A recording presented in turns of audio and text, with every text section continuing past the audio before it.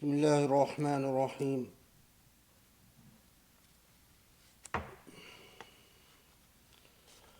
والحمد لله رب العالمين،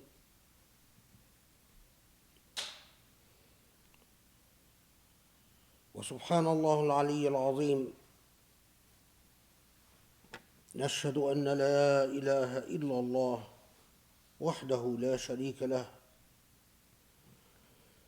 ونشهد أن محمدًا رسول الله. سبحان الله، نؤمن به ونستعينه ونستهديه ونستجيره ونستنصره، فإنه حقا من هدى الله فلا مضل له، ومن يضلله فلا هادي له.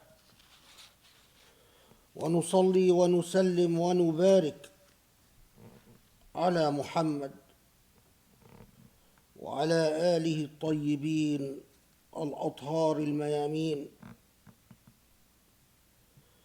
وعلى أصحابه المهتدين، وعلى من اتبعه بإحسان إلى يوم الدين.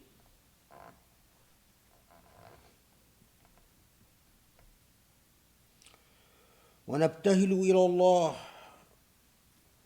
ونقول: يا رب، اقسم لنا من خشيتك ما يحول بيننا وبين معاصيك، واقسم لنا من رحمتك ما يقربنا من طاعتك.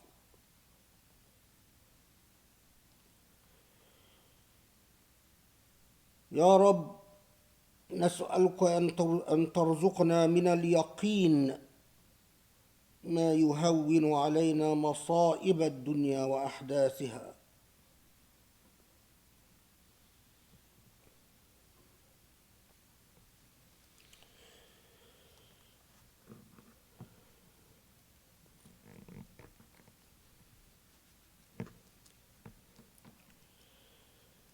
Subhanallah,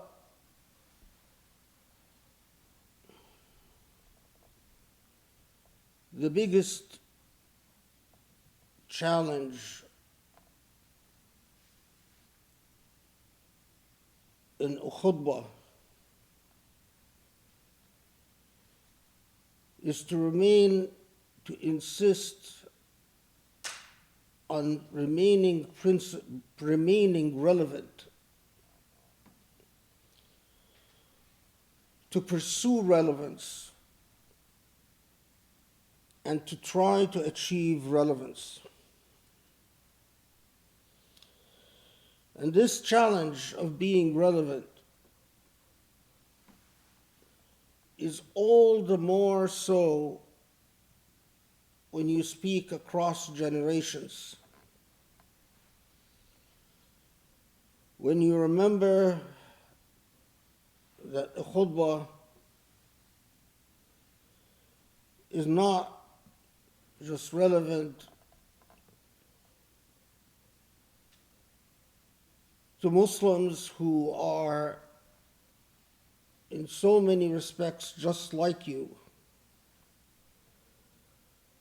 but to reach through the khutbah towards Muslims that could be very much different in their own right.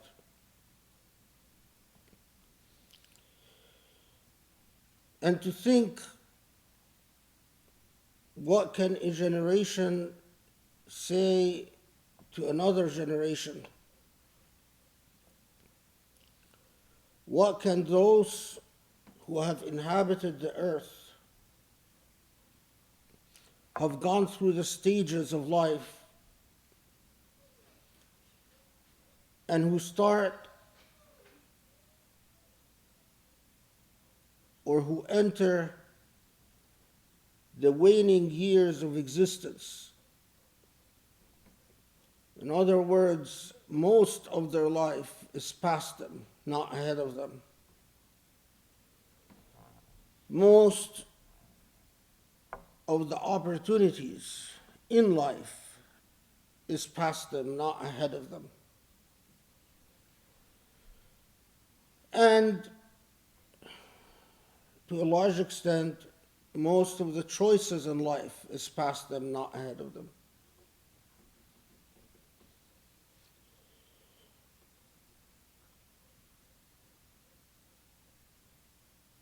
And as this generation thinks and prepares, hopefully takes very seriously the idea of exiting the theater, exiting the stage, a generation on its way out. What can this generation say to those who have, at least presumptively, most of their life still ahead of them, the opportunities still ahead of them, the choices is still ahead of them?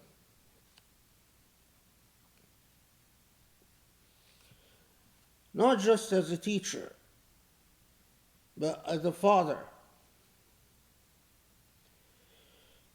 The challenge of the word that we utter, the word that we write, the words that we exchange,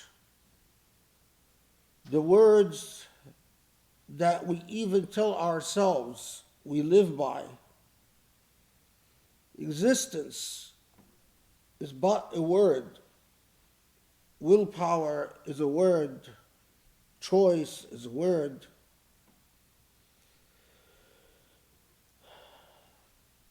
The challenge of the word, the burden of the word,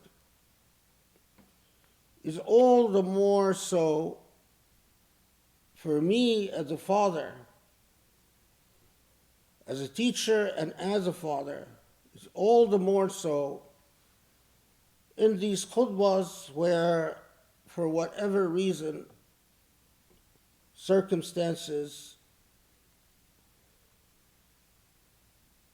end up meaning that my son is among the audience, in the congregation, in the actual people attending, or at least my younger son is in the audience.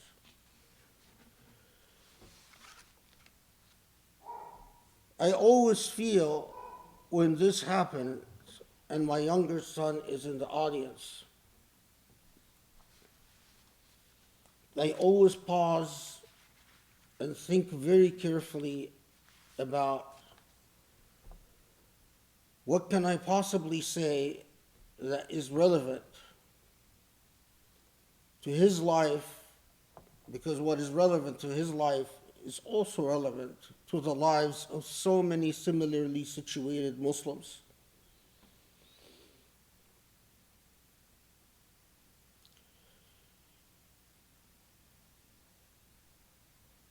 It is not just a generational gap, but there are numerous cultural gaps, psychological gaps, gaps that are dictated by the reality of disruption among generations. Because for so many Muslims,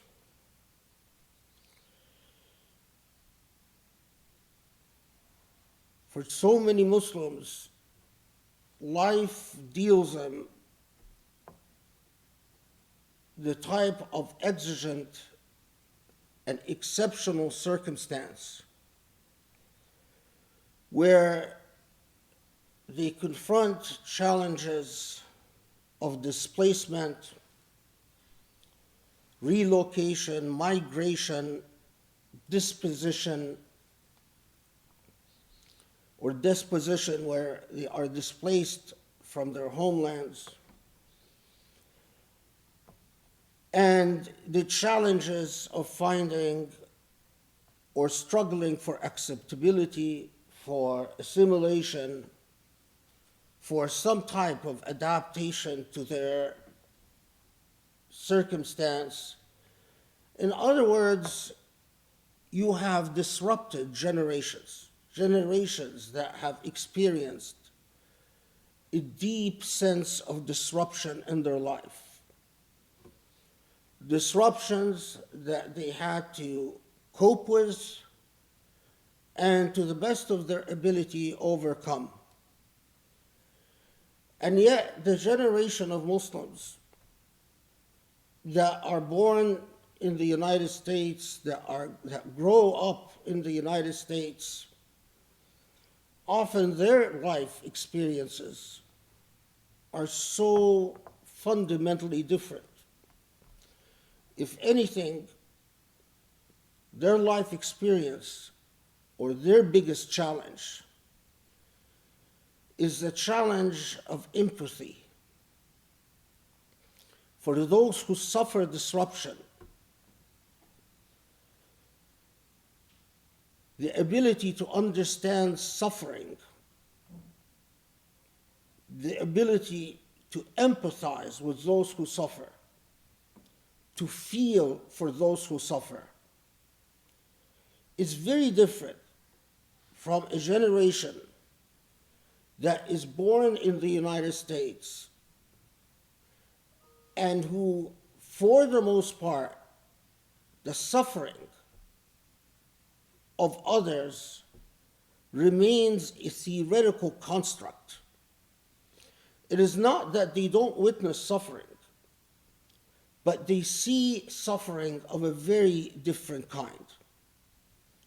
They see the suffering that is induced by the anxiety of the loss of purpose,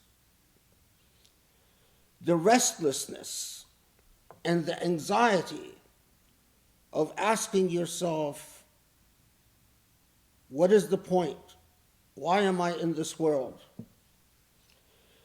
The anxiety of asking yourself, how can I possibly make a difference when I grow up in a generation where the world seems set in its ways, where I learn that so many parts of the world are not like us.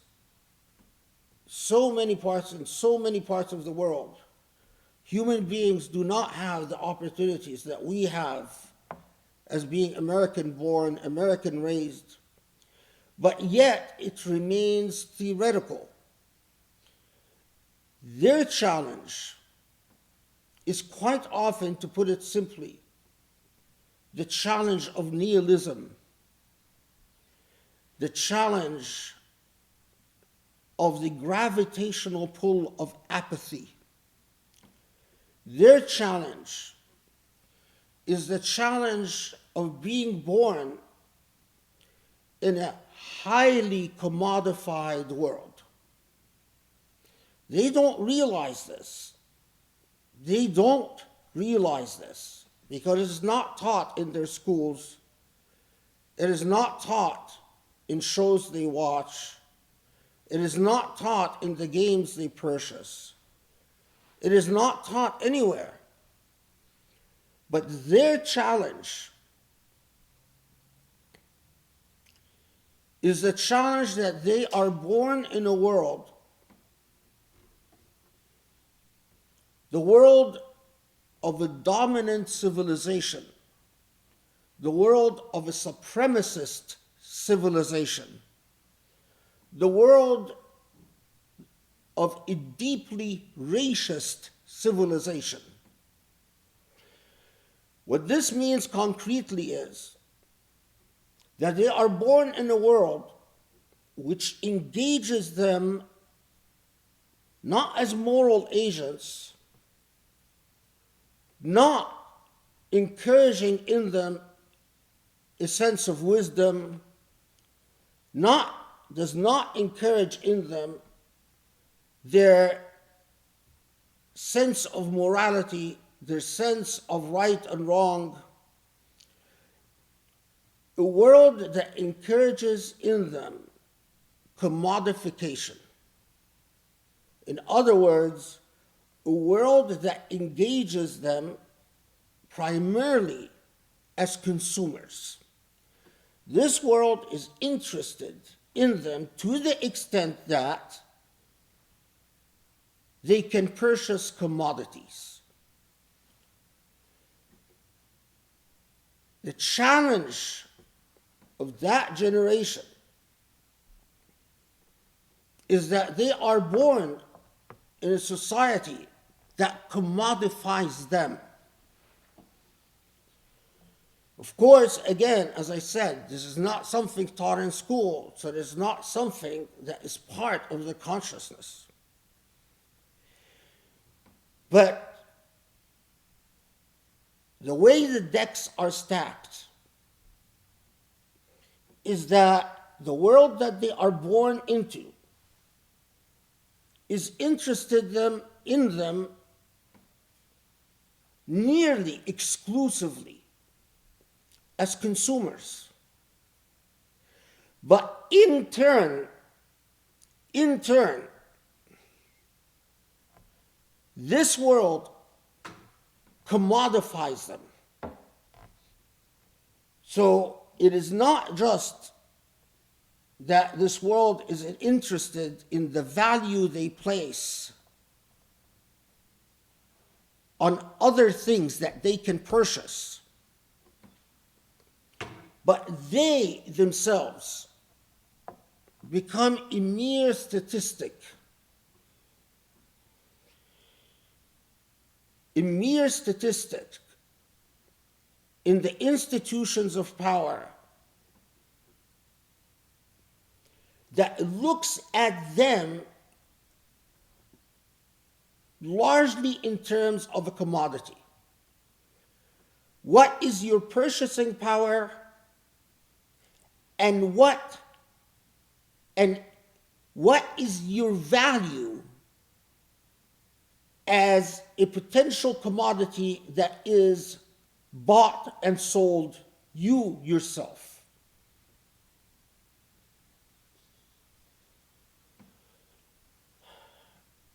Think of the way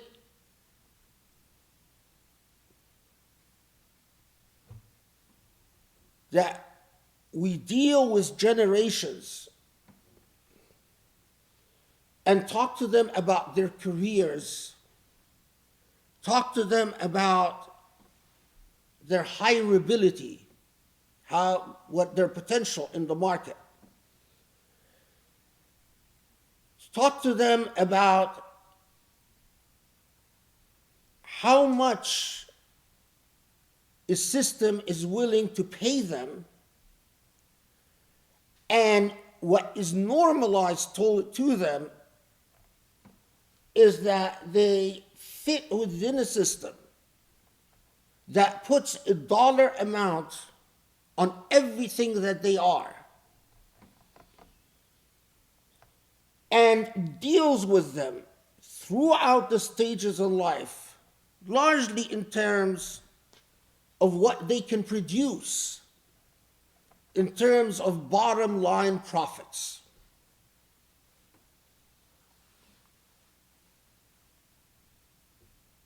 Between the dualities of being a consumer and being consumed, being a consumer and being consumed, these generations that have never experienced disruption in their lives, never experienced displacement, never experienced the trauma of outward, explicit, barbaric ugliness. That generation experiences a different type of barbarism. a different type of ugliness. An ugliness that is far more insular, far more discreet, but very lethal. The ugliness of commodification. Because you see, between being a consumer and being consumed, no one is interested in the emotional substance. No one talks to these people about wisdom, about inherited knowledge, about philosophy, about ultimate truth and ultimate falsehood. They grow up being taught by the system to not really believe in justice or even the possibility of justice. You see, for the system to work, you need a generation and generations of people that truly believes in their own powerlessness. The system raises our children, in a word, raises our children to give up. It teaches them giving up. It teaches them that the reality that surrounds them is so overwhelming that it is not just unwise, but even naive and uncool and a little bit idiotic to actually believe that you can make a difference.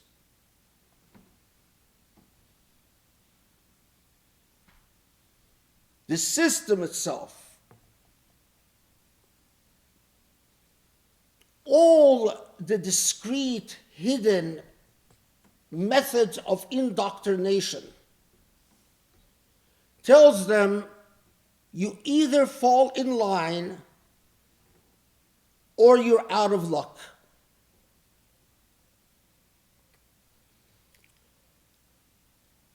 Tells them that you either limit yourself to the role of a consumer and a consumee. You assign value to things that you consume, and in turn, you will be assigned a value by those who consume you.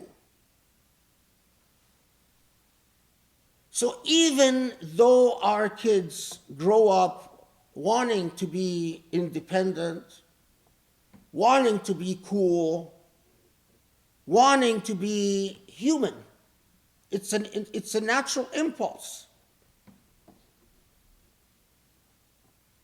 Their inside knows, intuitively knows, that they're not just animals.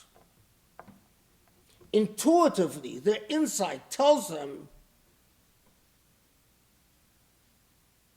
I should matter. I should matter. My existence in this world should matter. But everything that surrounds them tells them you matter only to the extent that you can assign a profit to something and consume it, or that you are assigned a value so that you can be consumed.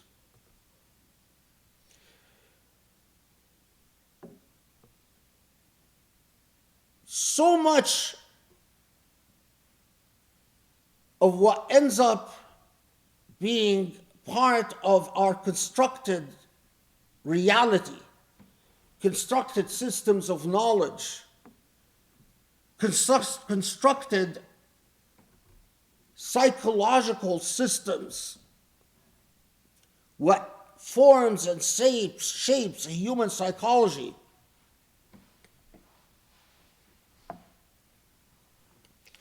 is designed to tell our sons and daughters resistance is futile. It's very much like when the state sends a police force or a military force to apprehend what the system calls a deviant. The basic message, the first message you want to communicate is resistance is futile. Don't resist, there's no point. If you resist, then you're insane. And this is precisely why we don't foster the spirit, a human and humanitarian spirit in this generation of asking the deeper questions.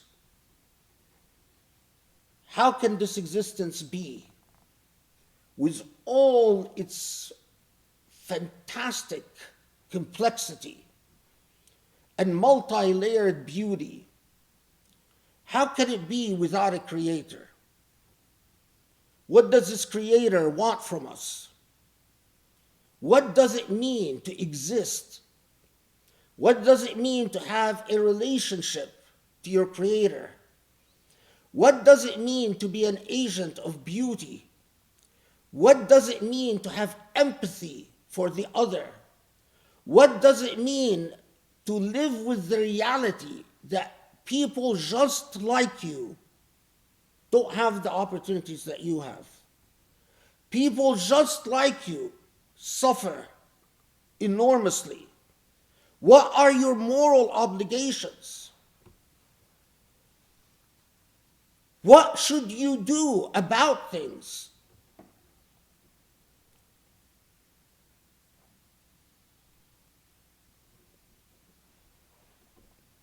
This would be very disruptive.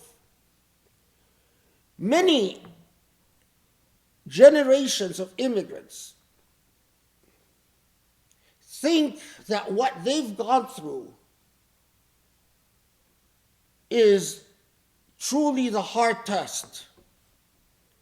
They emigrated, they left their homelands, left their loved ones, struggled to get ahead, struggled to make a life for themselves, to adapt. But the unfortunate reality is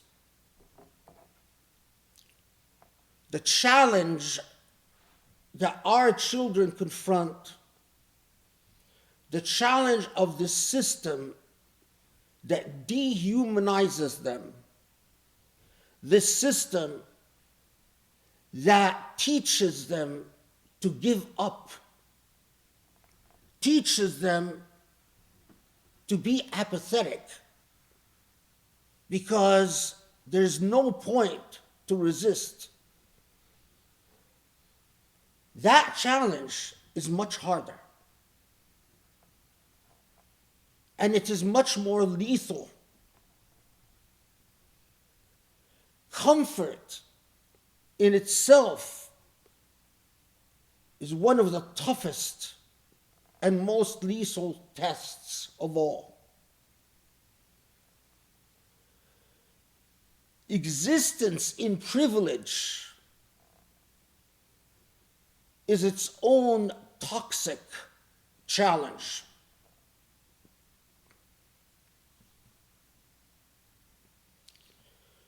What do you say to your child? How do you convince your child to take his life or her life seriously? How do you convince him to think deeply about the way that they consume and the way that they are consumed? How to communicate to them that it is insane not to believe in a creator, that it is insane to think that this universe just is the result of happenstance, that it is insane not to ask the question, what does my creator want from me? That it is insane to ignore the truth of death. And it is insane not to think about what's going to happen to me after I die. That it is insane to know of so many people that have died and know that your turn will come, and not to ask the question, what will happen when it's my turn?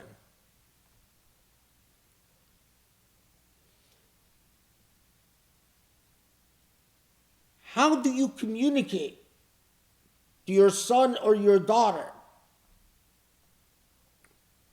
that it is in fact thoroughly uncool to live a life where you are commodified, where you are just a consumer and in turn a commodity to be consumed? That for all the displays of coolness and being on top of things that the system teaches our kids, the system gives them their sense of fashion, their sense of need, their sense of their impulse towards what they covet and what they desire. All of that is given to them. It is not innate in them. All of that are systems of indoctrination. And all of it is designed to turn them into consumers and into commodities. Listen,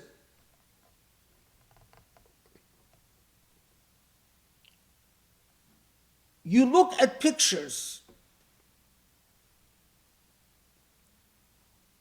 of what young people post on social media. If you look at these pictures and reflect on what you see deeply enough, you'll notice that the poses that people take communicates, I am a commodity. You see, a girl can complain about being sexually harassed. But in so many of that same girl who complains about being sexually harassed, when she poses herself on her social media, she is commodifying herself. She is posing herself. She is appealing to nothing more than the animalistic sexual desire that is embedded in people. But that poor girl, you can't blame her. You can't blame her. She grew up where she finds, what do people post about? Look at the dish I'm eating. Look at my fingernails. Look at what I got, what I bought, what I spent money on.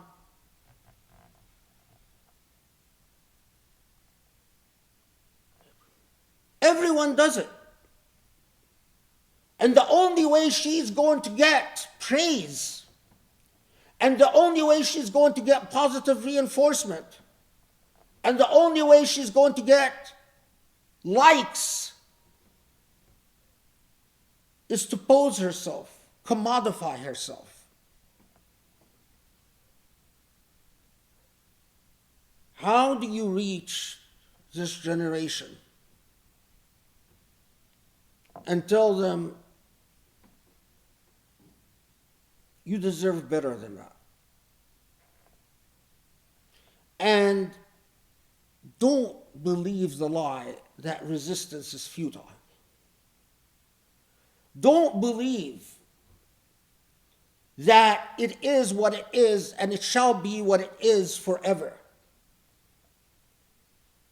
That in fact, you matter, but you don't matter as a commodity and as a consumer. You matter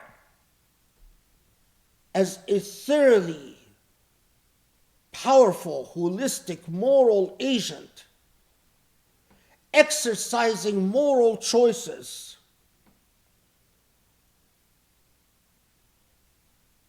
You see, the Quran tells us about a very wise man known as Luqman. And Luqman, this wise man that the Quran talks about,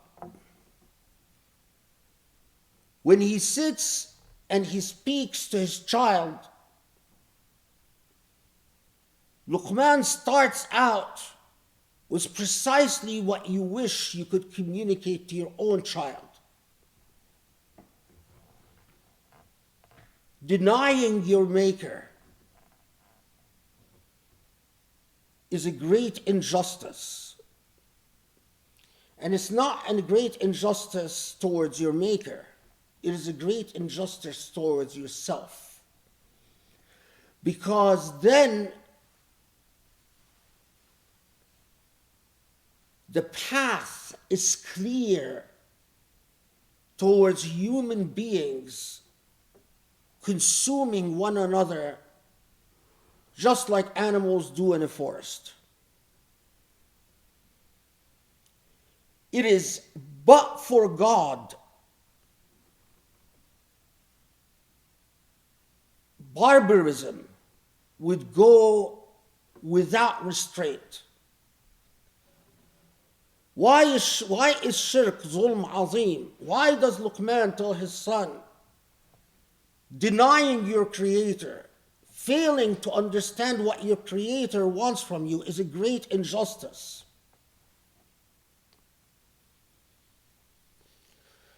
Because, my son, you will live a heedless life. You are at risk of living a life where you've consumed a lot, and in turn you've been consumed a lot. Other people have consumed you, although you don't know. And at the end of it, you come to a point and none of it makes sense. All the things in life that you consumed didn't stay with you. All the people that you've spent money with, became friends with, and spent money with, and had fun with, are in and out of your life, and for the most part, out of your life. All the women you had crushes on grow old, lose their beauty, become wrinkled, become unattractive, and you, after having been consumed a lot and been consumed a lot, you end up at that juncture in life where you say none of it made sense and none of it is going to make sense.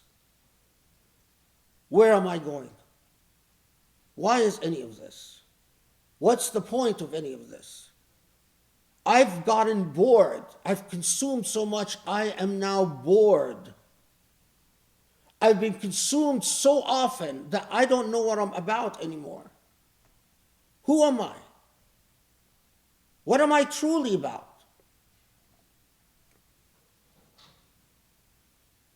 And how do you tell your child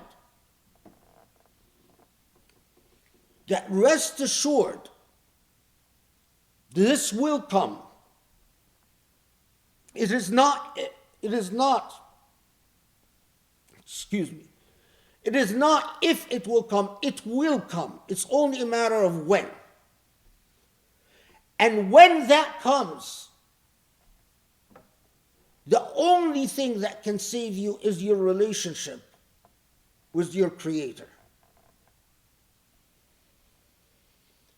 Because the only one that can really answer these questions, the only one that can give you the confidence to defy the system, the confidence to say, no, I don't care what they tell me, I can make a difference. Because my God tells me it is not up to them, it is up to God. I have the greatest and the most powerful ally, and that is God. And so my life can have a meaning. My life is not just about commodities.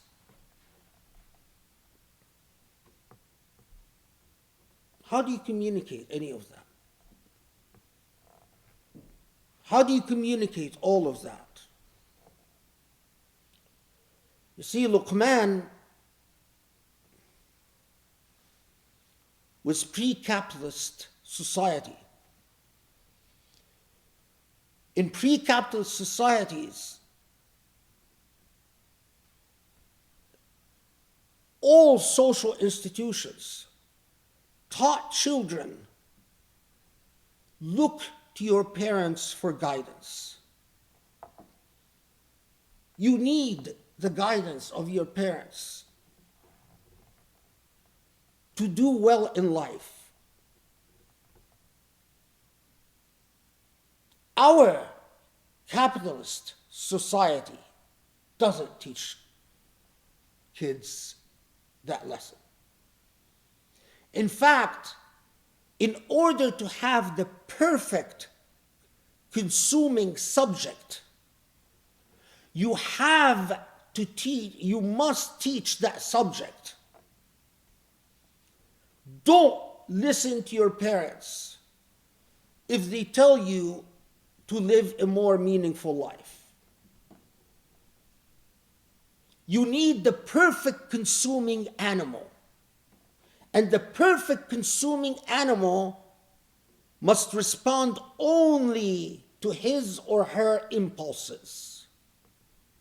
Not to thought, not to wisdom, not to ethics, but to impulse. I have an impulse of sexual desire, an impulse of social acceptance, an impulse of this or that, and I respond to my impulse. And if my parents intervene in the process, it is most uncool. I will listen to a company that tells me this is a fashion that you need, this is makeup that you need, this is something you do with your nails that you need, something you do with your hair that you need, but I will not listen to my uncool parents or uncool anything that has wisdom.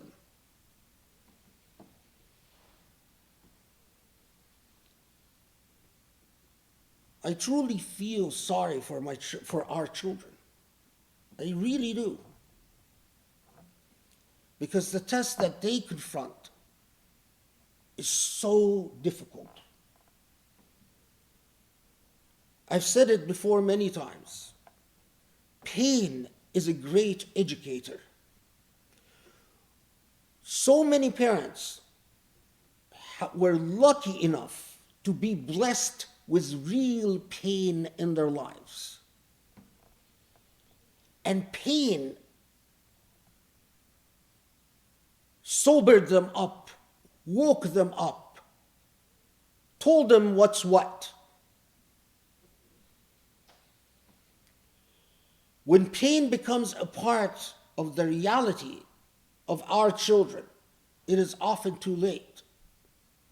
They experience pain when they become drug addicts, when they become alcoholics. They experience pain when they are trafficked. They experience pain when they go through trauma that is truly difficult to recover from. Wisdom could have saved them that fate. We need to think very seriously about the plight of our children, the children of Muslim families and human families everywhere. And we should think very carefully about how we communicate with them so that they can see that we, in fact, are not here to just simply judge them. We truly want to be an agent towards their guidance. We sit not as judges, but as resources and as, hopefully, venues for wisdom. أقول قولي هذا أستغفر الله لي ولكم أسأل الله يستجب لكم. بسم الله الرحمن الرحيم. وسبحان الله العلي العظيم والحمد لله رب العالمين. والصلاة والسلام على محمد خاتم الأنبياء والرسل أجمعين المرسل رحمة للعالمين وعلى آله وأصحابه الطيبين وعلى من اتبعوا بإحسان إلى يوم الدين.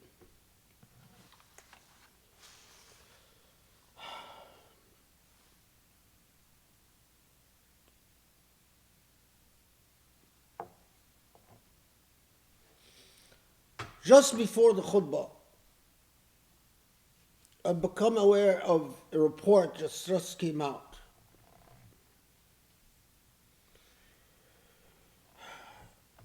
The World Bank, through its organ, the International Finance Corporation, the IFC,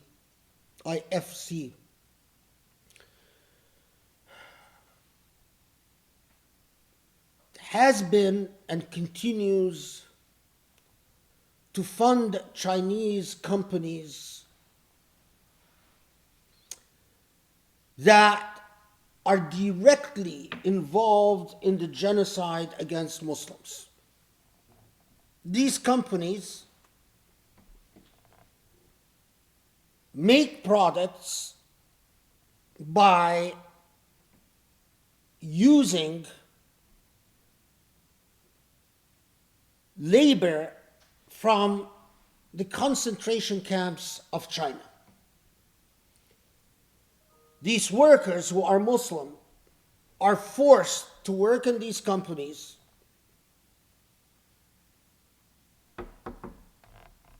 They are enslaved labor. They're slaves.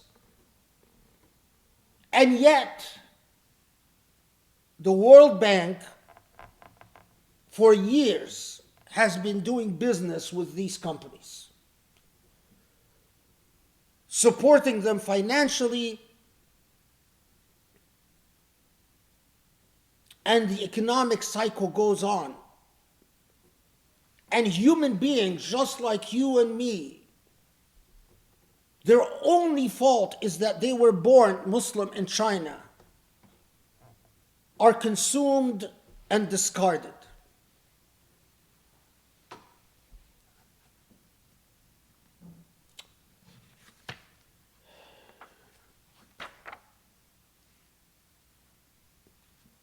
At the same time,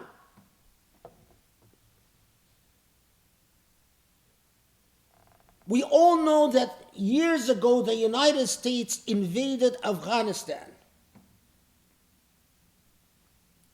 Mind you, illegally invaded Afghanistan. The invasion and occupation of Afghanistan was against international law, leave alone against moral law. In Afghanistan, we've murdered and killed and bombed and obliterated. For 20 years, we've slaughtered without even the least degree of accountability for who we killed, who we slaughtered. Not only that, we created black sites where we tortured, arrested people, and tortured people in Afghanistan.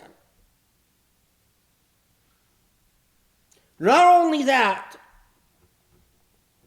but we used private military contractors to kill, rape, and pillage without accountability in Afghanistan.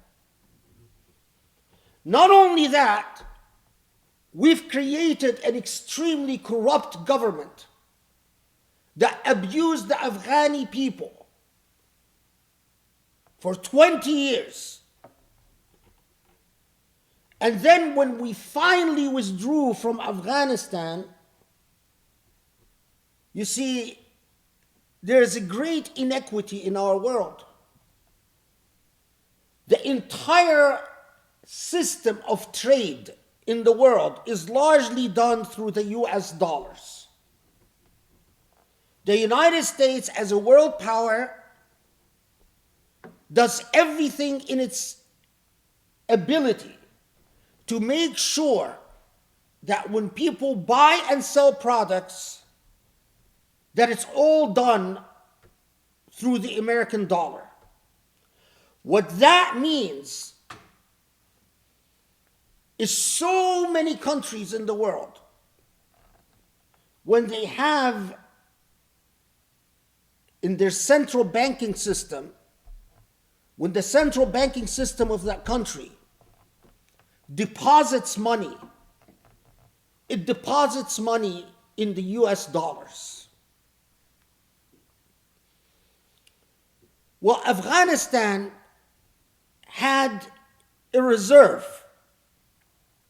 In other words, the government of Afghanistan, through the Afghani central banking system, had a modest amount of savings, about $4 billion. For us, $4 billion is nothing. We spend more on bombs that we explode all over the Muslim world and kill people all over the Muslim world that are worth more than that. But for Afghanistan, these $4 billion is the difference between life and death. And so, although this is not our money, but as an occupying force in Afghanistan, we insisted on controlling, on having the final word on what happens with this money. Illegally, immorally.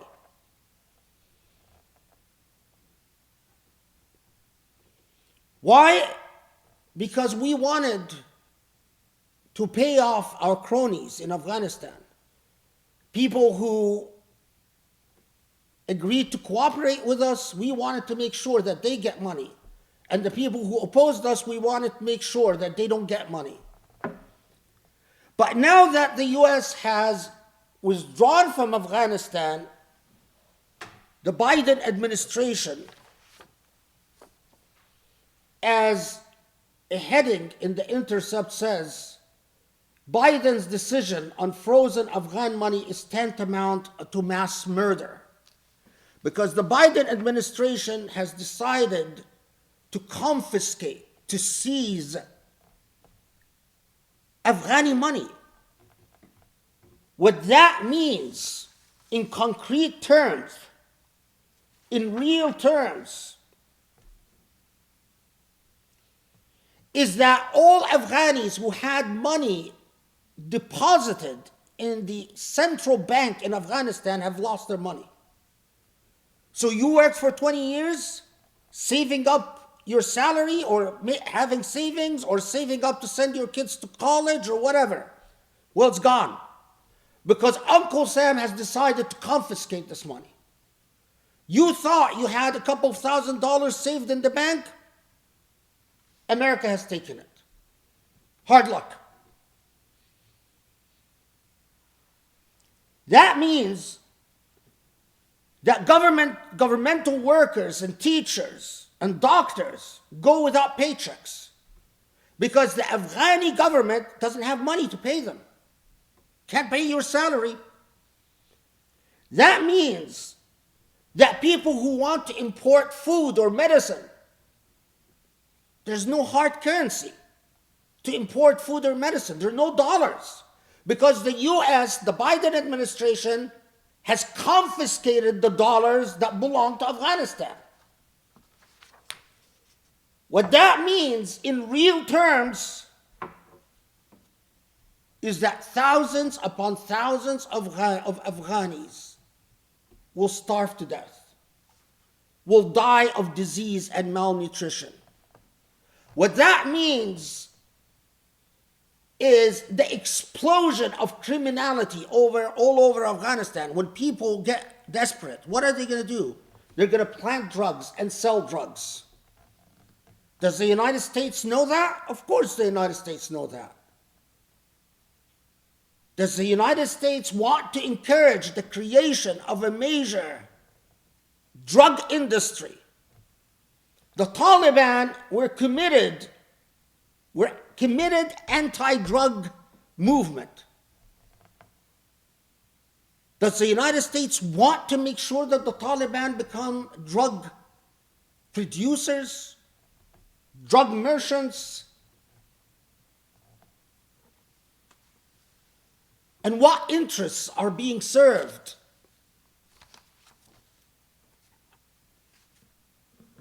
When we make sure that Afghanistan doesn't have an opportunity to rebuild after 20 years of occupation and 20 years of violence and corruption,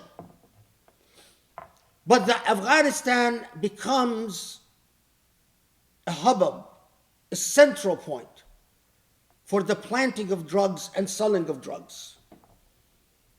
We've made sure of that because we took away their money. And we're making sure that thousands of civilians die and starve to death.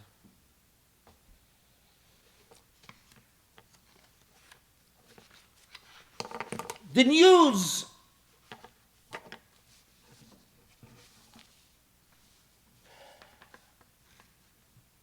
the Biden administration that just sold a huge arms shipment to Saudi Arabia so that they continue slaughtering Yemenis. The United Nations has warned very recently, again, that funds to help feed Yemeni children have run out. And 8 million Yemenis confront starvation. Why are we such an immoral force in the world? Why is it that when it comes to the perishing of 8 million Yemenis, 10 million Afghanis, millions of Uyghur Muslims, we don't care.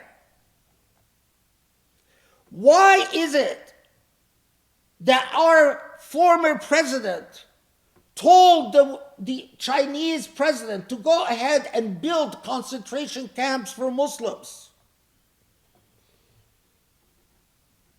And let me go back. You see, this is the biggest trick of all. To teach our children, Muslim children, come on. Your parents are into this Muslim stuff. Come on. You're just American. That's not really your problem. Yemenis dying, Afghanis dying, Chinese Muslims dying.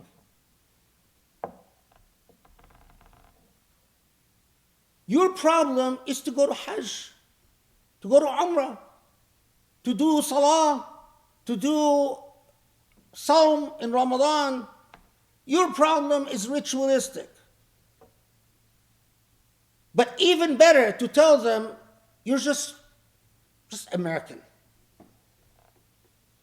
If you can't just convince them they're just American, just like white kids, then at least convince them that their Islam is served through rituals and nothing else.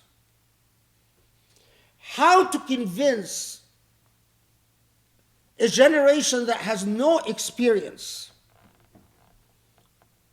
that things like the concentration camps in China, like the World Bank, doing business with companies that are complicit in the concentration camps in China, just doesn't happen. It happens because people make the decisions that make it happen. How to convince this generation that it should be their business and that they can make the difference. If there were moral human beings in influential positions in the World Bank, perhaps the World Bank wouldn't be funding a genocide against Muslims in China. Perhaps if we had greater leverage over the White House, perhaps if there were more Muslims in Congress that could pass a law that would prohibit the president from stealing the money of Afghanistan and mass murdering Afghani people, we could make a difference. Perhaps if we had more Muslims who were artists, writers, singers, Muslims that can influence public opinion, that can make movies and documentaries, that can create art that communicates the message that to be immoral is wrong, and to slaughter people is wrong, and to be complicit in starving people is wrong. You see, this is the biggest trick. They teach our children resistance is futile, it's useless. You can't make a difference, so don't try. It is what it is. So you will live and die without meaning.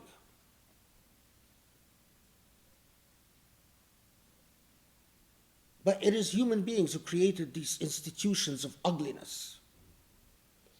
It is human beings who decide to commit crimes and who carry out crimes. And it is human beings that can make the principled decision to stop them. We always learn about the genocides committed,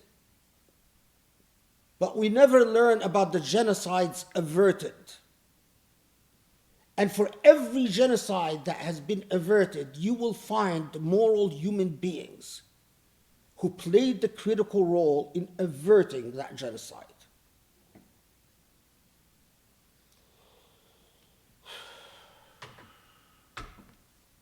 May Allah guide us all and help us all. Allahumma afu anna. Allahumma aghfir lana. Allahumma arhamna. Allahumma tawallana ya Ali ya Azim ya Rabbal Alameen. Allah forgive us. Allah grant us wisdom. Grant us insight. Grant us your path. Give us access to a path towards you, Ya Allah. Ya Allah, strengthen our relationship with you and turn our gaze towards you so that we will have understanding, wisdom, and comprehension. Ya Ali, Ya Azim. وصلي وسلم وبارك على محمد وعلى آله وصحبه وأقم الصلاة.